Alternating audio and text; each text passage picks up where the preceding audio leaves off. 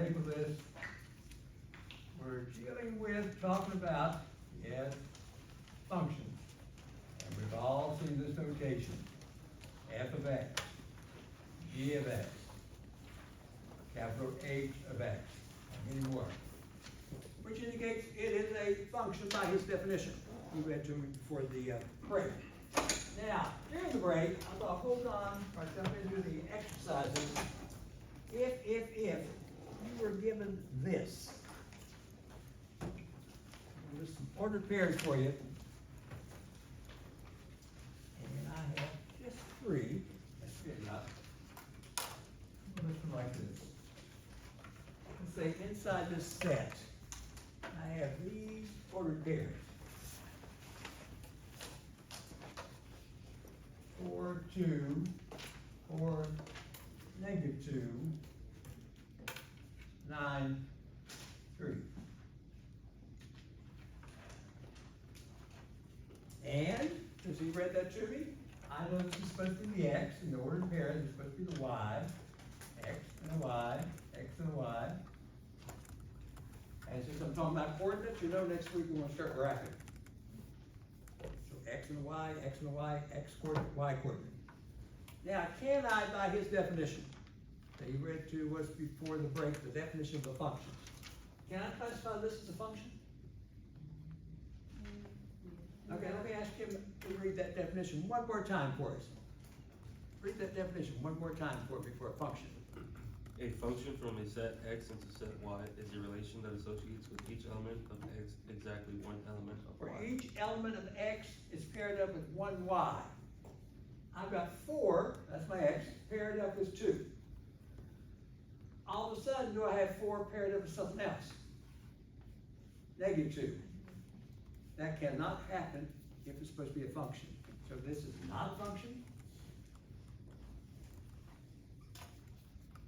You cannot use the notation f of x, g of x, h of x, whatever x. Can't do it. It's not a function. But I can do this. Can a student come up with a relationship? There is a relationship with those numbers. That's not going to express what is known as a function. Anyone take a look at those 3 ordered pairs and tell me, what did I have in mind as a relationship between the x and the y, the x and the y, the x and the y, to form those numbers? Yes? Radical, square, just a square root. I get to a radical, I see right now, because radical 4, if you reach here, that's a 2, not a -2. I see what you're thinking though. Something else.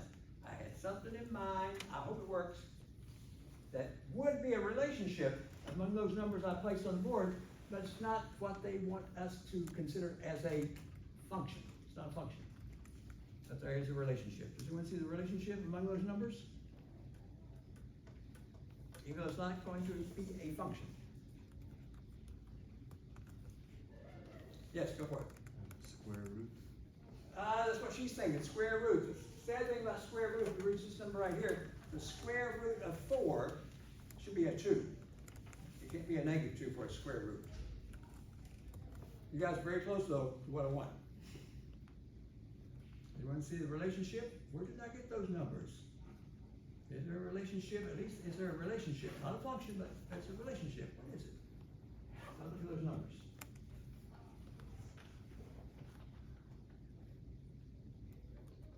Yes? X is equal to y squared. Professor. The x coordinate in each one of those ordered pairs is equal to the y coordinate squared. Now that's definitely true. Is that true? But yet it's not a function. But at least there's a relationship.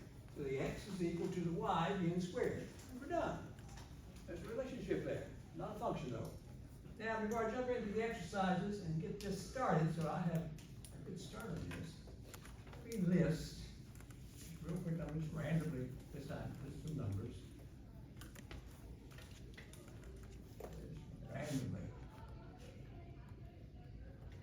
There's one more here.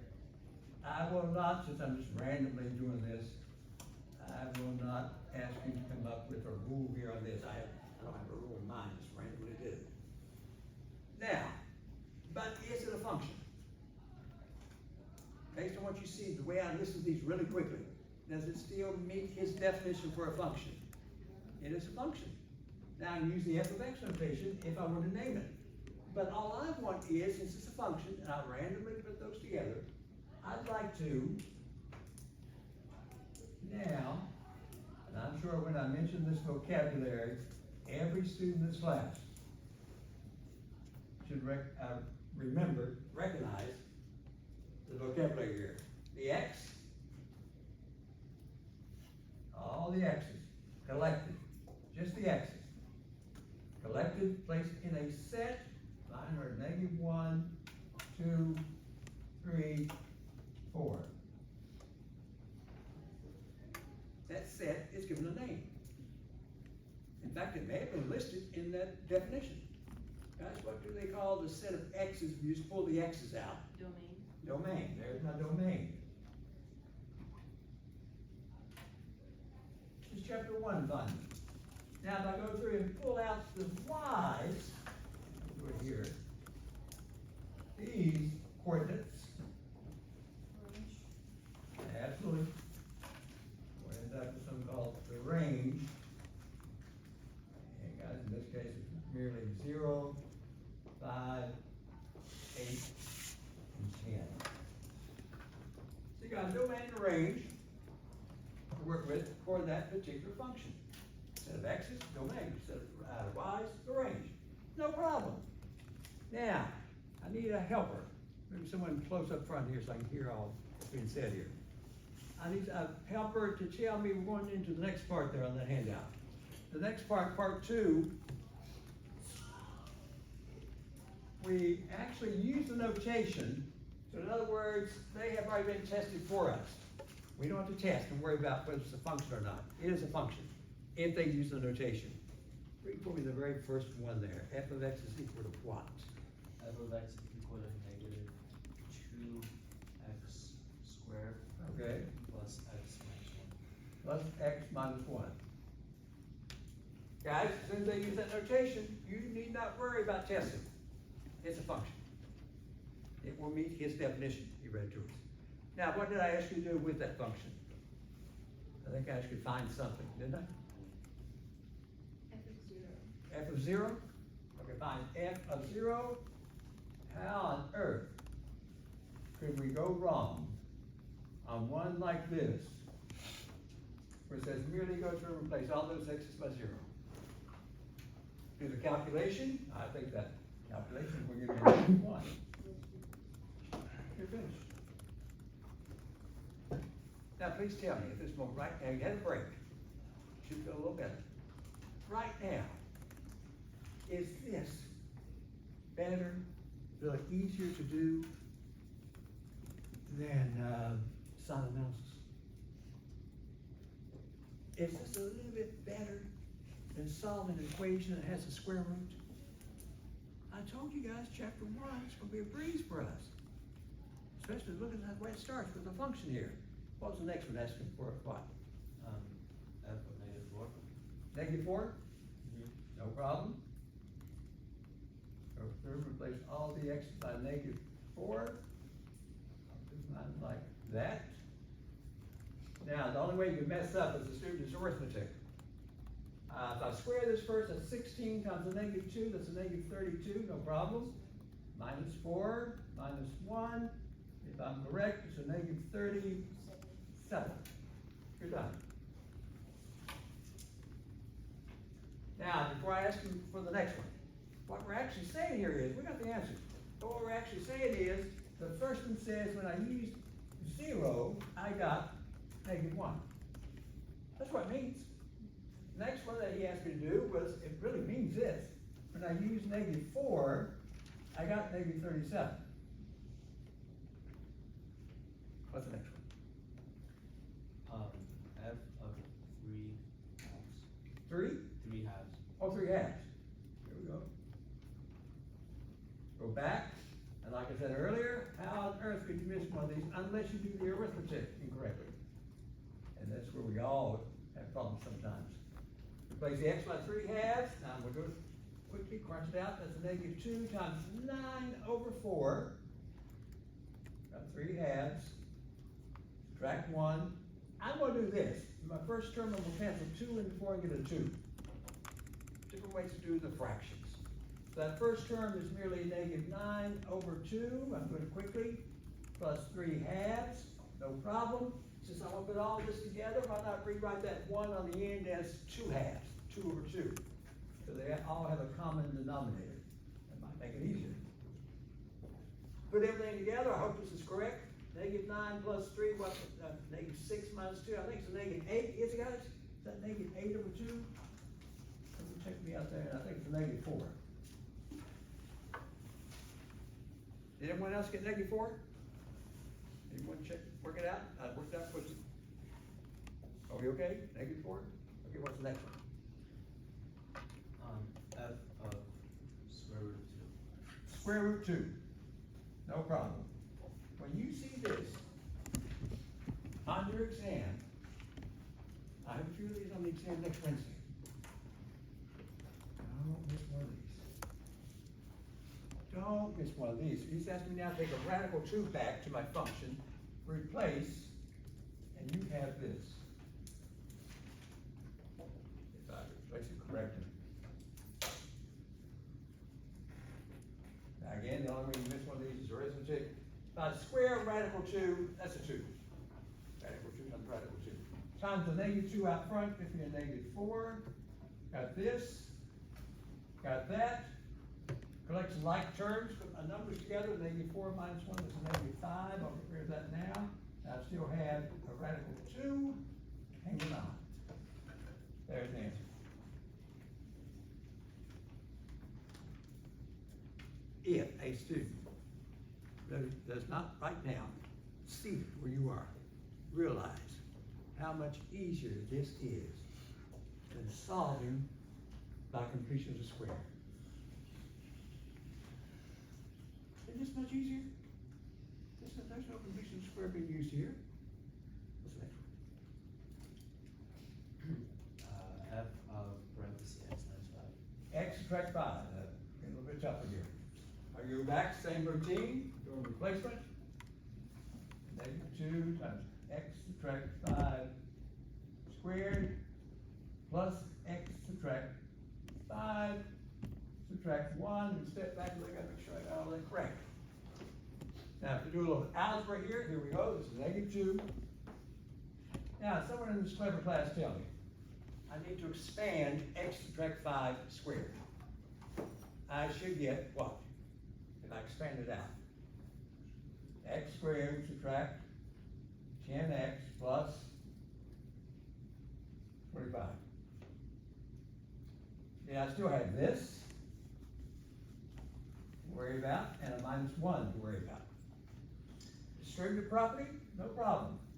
-2x squared plus 20x, no problem. -50, no issue. Still got this. Collect like terms, let's hope everything's correct. Got a -2x squared, definitely. Now, put all my x's together, I think I have 21. Collecting like terms. Now, my numbers, looks like it's -56. If you guys see something different, let me know. That's it. That's all I'm asking for. Now, should I give you a whole page of these types on the test next Wednesday? Wouldn't it be nice when there should be a whole page of these? Professor, please don't put a completion of the square on that test. Put this. Much easier. What's the next problem? F of parentheses -4x. -4x. You can't go wrong on these. I want you to mess up here. -2. That's -4x got squared. Plus 4x, subtract 1. I think I put it there correctly. Guys, that's -4x squared, 16x squared. No problem. Times 2, -2. A -32x squared. Still got this. Let's bring it down. We yet have that. And in fact, when you step back and look at it, if everything's correct, all I want to do with it. We'll just leave it like that. What's next? X plus H. Now, if I were a student, is that the last one? Okay, f of x plus h, if I were a student, and maybe some of my students in this class have had some calc background, or they've seen some pre-calc somewhere. Professor, for the last one you're asking to find f of, looks so strange, x plus h. Has anyone ever witnessed somewhere maybe an x plus h, which is gonna come up later on, that's why I brought it in on the handout. Has anyone ever seen f of x plus h somewhere in a prior course? And if so, what was it associated with, which we're not going into tonight? Go for it. It's associated with triangles. To begin. Triangles. Not quite. Not quite what I want to look at. Yes? Like vertex form? Oh, I heard a vertex form. Oh, you're into a parabola. You're graphing parabolas pretty soon. So she says, Professor, I sort of remember an x plus h back then for that. There was something else. I don't know whether you've seen it or not. You may not have seen it. Why would Ramsey put a strange like x plus h, Ramsey? Why did you put x plus 3? X plus 5? Why did you put x plus h? What are you trying to lead us into here shortly? I'm gonna go ahead and see what it looks like. I thought maybe a student might have seen in the past that x plus h is gonna play a part in math. In fact, they do it day one in calculus. What was that? Like, is that like gonna be horizontal shift? Oh, now I see now what you're looking at. A horizontal shift? Okay, I can see that, but something else. Okay, I can see it. Center, finding the center. Tell me again. Finding the center, like of a circle. Whoa, look at all these responses. I can see that. Find the center of the circle. A horizontal shift. Somehow comes to mind. There was one more item I haven't heard yet. Oh, Enlarge, do it again. enlarge. Enlarge the graph. Oh, enlarge the graph. This was probably more like a horizontal shift on the graph, which we're going to do later on. So I'm going to ask Mr. Parker shortly, why on earth would Ramsey have for the last one in that x plus h? I'm going to ask him where he has seen it before in his calc class. I'm going to ask him just a few seconds here. Yes, I saw him. Could it be the direction the parabola is going? Oh, the direction. Yeah, it might be more like a horizontal shift that direction. Yes? Like physics, it's been used for like instantaneous rate of change. Whoa, you had some experience. Tell the class again. Well, in physics, it's for like instantaneous rate of change and like slope or anything like that. They're going to ask you to find eventually, I mean for us, next week, find something called instantaneous rate of change. It's going to get heavy. It's going to get heavy next week. Instantaneous rate of change. Or even better, Mr. Park, where does this really come up in a calc class? Like for schemes out when we talk about derivative. A derivative. That's where they use in all these calc books. Most of the calc books use an x plus h, and I'm not going to tell you what that means until next week. I just want to know what it looks like now, right now, based on what you're asking me to do. Okay, f of x plus h, guys, we'll do something with a derivative from calculus. But all I need to worry about right now is what does it look like here today? It looks like this. -2 times x plus h squared plus x plus h minus 1. That's what it looks like. Now I need to clean it up, and I guess if I clean it up, be careful, it's going to -2. Now can someone tell me what, as I clean this up, what is x plus h expanded out? In other words, squared. It's going to give me, this problem's going to look strange. Yes? X squared Hang on plus just a second, I need more space here. X squared, x squared plus 2hx love it, plus h squared. like that, yes. That's that, I'll come back to it. I still have this,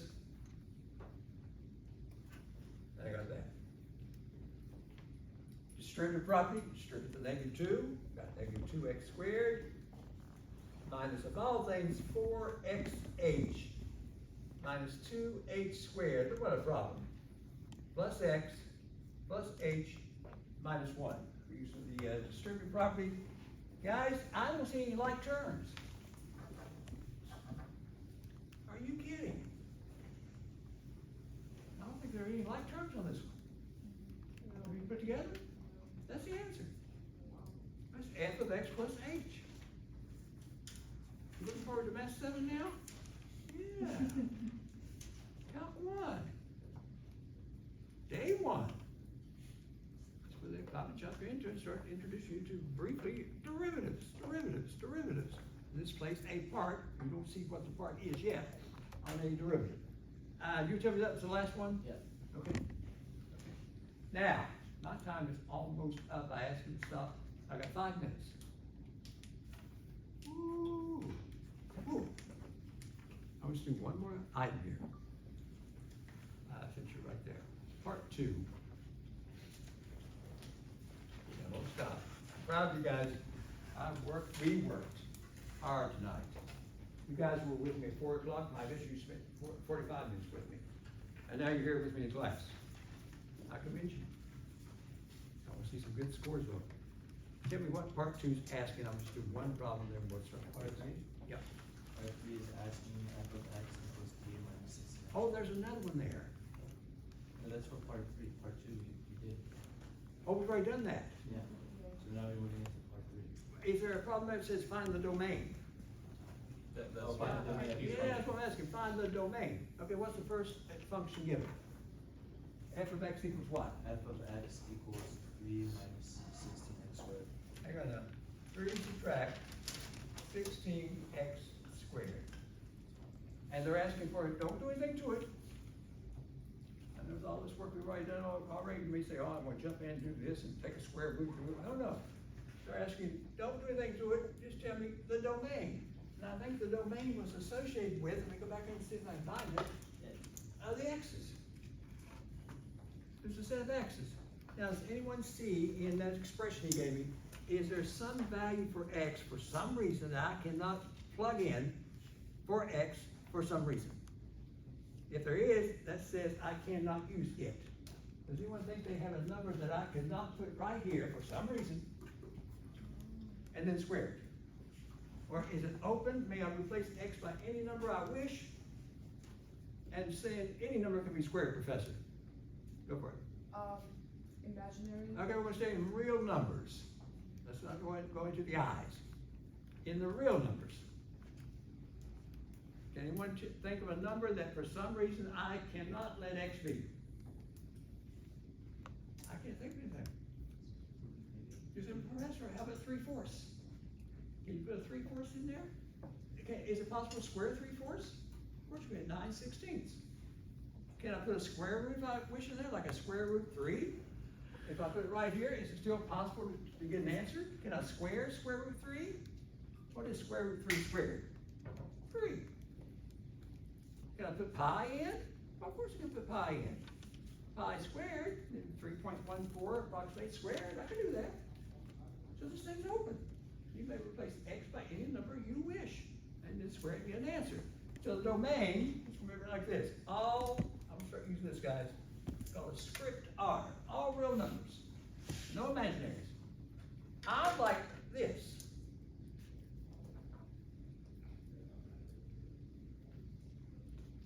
To show everything works.